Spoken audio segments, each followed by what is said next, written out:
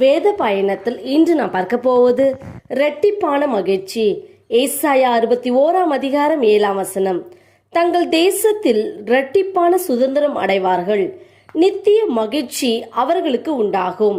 எனக்கன்பான தேவச்சனமே, கர்த்தரையை நம்பியிருக்கிற உங்களை கர்த்தர் ஒருபோதும் வெட்கமடைய விட மாட்டார், உங்களை கைவிடவும் மாட்டார்.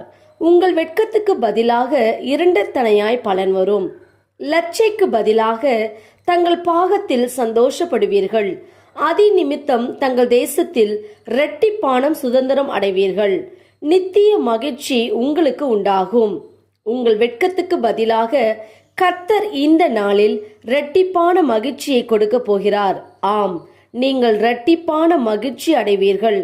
உங்கள் துக்கம் சந்தோஷமாக மாறும்.